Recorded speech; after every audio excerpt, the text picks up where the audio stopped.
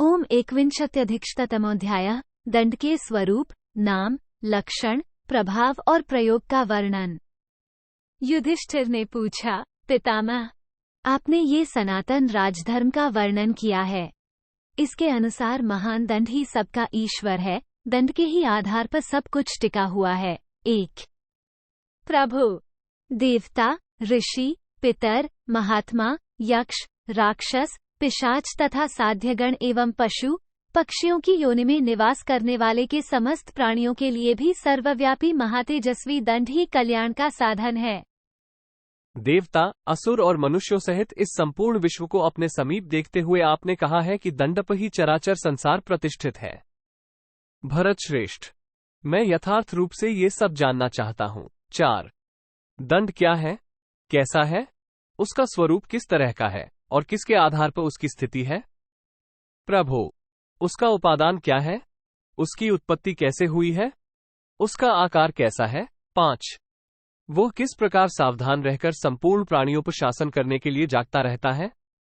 कौन इस पूर्वापर का प्रतिपालन करता हुआ जागता है। 6 पहले इसे किस नाम से जाना जाता था, कौन दंड प्रसिद्ध है, दंड का आधार क्या है तथा उसकी गति क्या बताई गई है। 7 भीष्म जी ने कहा, कुरुनंदन, दंड का जो स्वरूप है तथा जिस प्रकार उसको व्यवहार कहा जाता है वो सब तुम्हें बताता हूँ, सुनो। इस संसार में सब कुछ जिसके अधीन है वही अद्वितीय पदार्थ यहाँ दंड कहलाता है।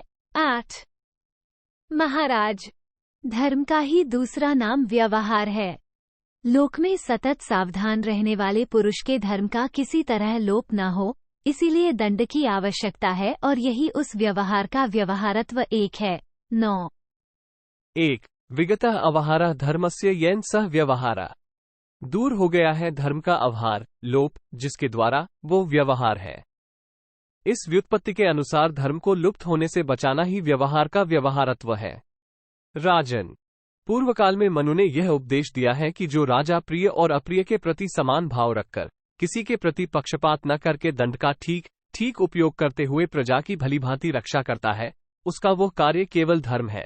10-11 नरेंद्र, उपर्युक्त सारी बातें मनुजी ने पहले ही कह दी हैं और मैंने जो बात कही है वो ब्रह्मा जी का महान वचन है।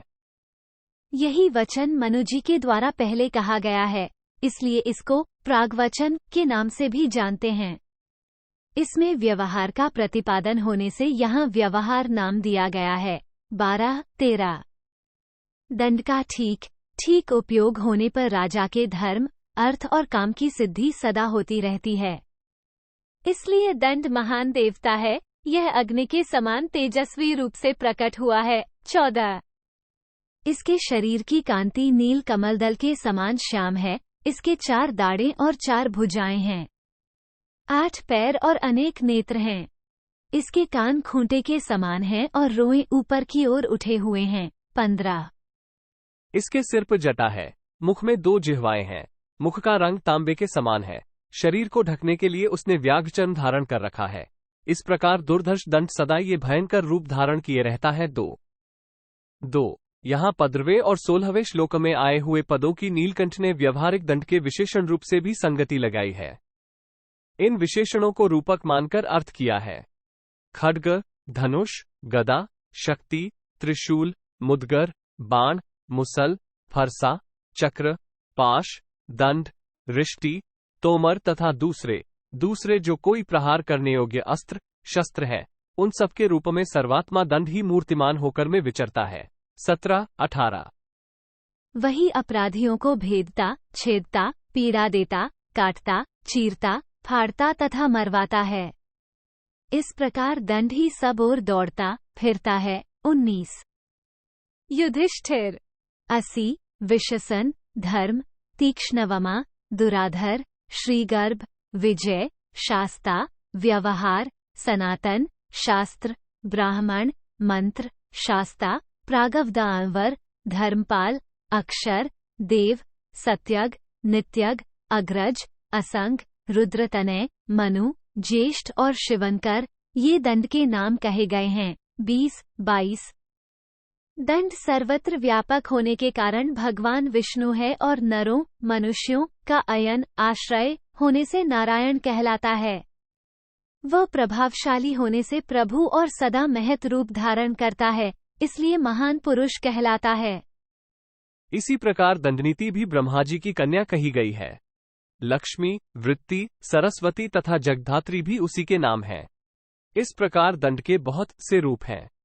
अर्थ, अनर्थ, सुख, दुख, धर्म, अधर्म, बल, अबल, दौर्भाग्य, सौभाग्य, पुण्य, पाप, गुण, अवगुण, काम, अकौम, ऋतु, मास, दिन, रात, क्षण, प्रमाद, अप्रमाद, हर्ष, क्रोध, शम, दम, दैव, पुरुषार्थ, बंध, मोक्ष, भय, अभय, हिंसा, अहिंसा, तप, यज्ञ, संयम, विष, अविष, आदि, अंत, मध्य। कार्य विस्तार, मद, असावधानता, दर्प, दंभ, धैर्य, नीति, अनीति, शक्ति, अशक्ति, मान, स्तब्धता, व्यय, अव्यय, विनय, दान, काल, अकाल, सत्य, असत्य, ज्ञान, श्रद्धा, अश्रद्धा, अकर्मण्यता, उद्योग, लाभ, हानि, जय, पराजय, तीक्ष्णता, मृदुता, मृत्यु, आना, जाना। विरोध, अविरोध, कर्तव्य, अकर्तव्य, सबलता, निर्बलता, असूया, अनसूया, धर्म, अधर्म, लज्जा, अलज्जा, संपत्ति, विपत्ति, स्थान, तेज, कर्म, पांडित्य, वाक्शक्ति तथा तत्वबोध, ये सब दंड के ही अनेक नाम और रूप हैं। कुरुनंदन, इस प्रकार इसमें दंड के बहुत से रूप हैं। 25-33। युधिष्ठिर, यदि संसार में दंड की व्यवस्था न होती तो सब लोग एक दूसरे को नष्ट कर डालते।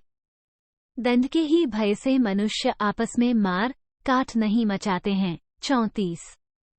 राजन, दंड से सुरक्षित रहती हुई प्रजा ही इसमें अपने राजा को प्रतिदिन धन धान्य से संपन्न करती रहती है, इसलिए दंड ही सबको आश्रय देने वाला है। 35।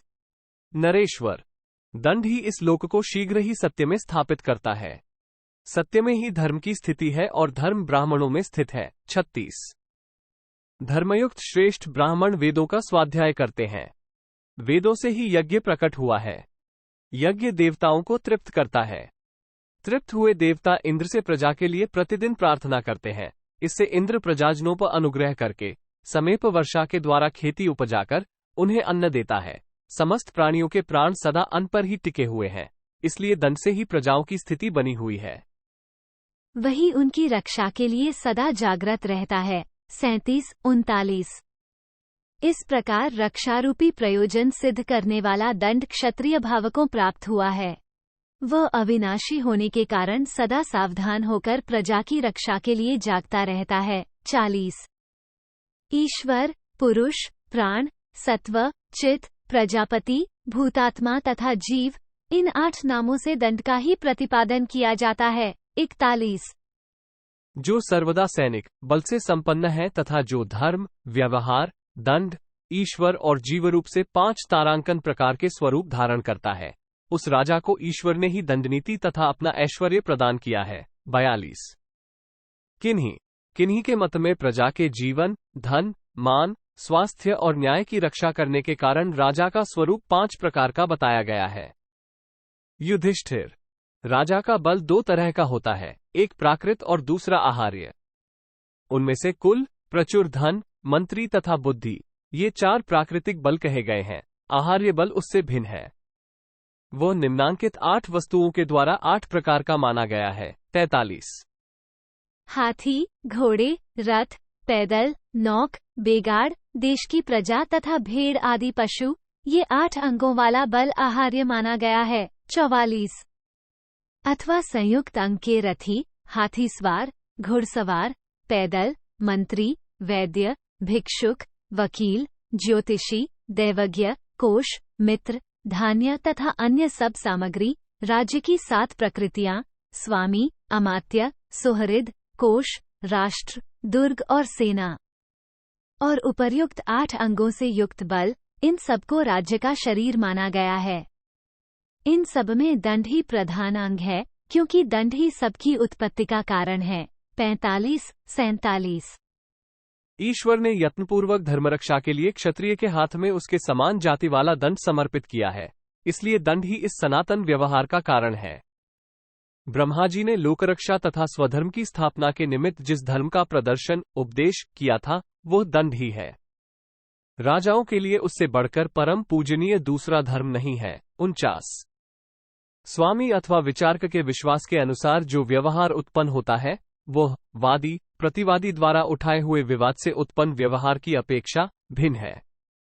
उससे जो दंड दिया जाता है, उसका नाम है भर्तृप्रत्यय लक्षण। वो संपूर्ण के लिए हितकर देखा गया है। ये पहला भेद है। 50 नरश्रेष्ठ वेद प्रतिपादित दोषों का आचरण करने वाले अपराधी के लिए जो व्यवहार या विचार होता है, वह वेद प्रत्यय कहलाता है। ये दूसरा भेद है।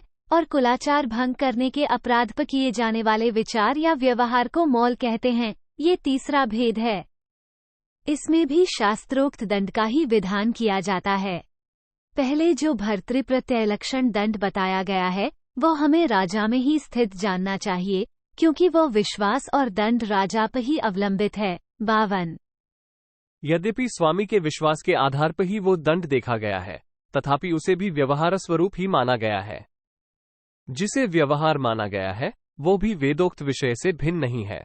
53 जिसका स्वरूप वेद से प्रकट हुआ है, वो धर्म ही है। जो धर्म है, वो अपना गुण लाभ दिखाता ही है। पुण्यात्मा पुरुषों ने धर्म के अनुसार ही धर्म विश्वास मूलक दंड का प्रतिपादन किया है। 54 युधिष्ठिर ब्रह्मा जी का बताया हुआ जो प्रजा रक्षक व्यवहार है, वो सत्य स्वरूप होने के साथ ही ऐश्वर्य की वृद्धि करने वाला है। वही तीनों लोकों को धारण करता है। 55 जो दंड है, वही हमारी दृष्टि में सनातन व्यवहार है। जो व्यवहार देखा गया है, वही वेद है, यह निश्चित रूप से कहा जा सकता है। 56 जो वेद है, वही धर्म है, और जो धर्म है, वही सत्पुरुषों का सन्मार्ग है। सत्पुरुष हैं लोक पितामह प्रजापति ब्रह्मा जी, जो सबसे पहले प्रकट हुए थे। 57 वे ही देवता, मनुष्य, नाग, असुर तथा राक्षसों सहित संपूर्ण लोकों के कर्ता तथा समस्त प्राणियों के स्रष्टा हैं। उन्हीं से भर्तृप्रत्यय नामक इस अन्य प्रकार के दंड की प्रवृत्ति हुई। फिर उन्होंने ही इस व्यवहार के लिए यह आदर्श वाक्य कहा। 59 माता, पिता, भाई, स्त्री तथा पुरोहित कोई भी क्यों न हो, जो अपने धर्म में स्थिर नहीं रहता, उसे राजा अवश्य दंड दे। राजा के लिए कोई भी अदंडनीय नहीं है। इति श्री महाभारते शांति पर्वणि राजधर्मानुशासन पर्वणि दंड स्वरूपाधिकथने 61 121। इस प्रकार श्री महाभारत शांति पर्व के अंतर्गत राजधर्मानुशासन पर्व में दंड के स्वरूप का वर्णन विषयक 121वां अध्याय पूरा हुआ। 121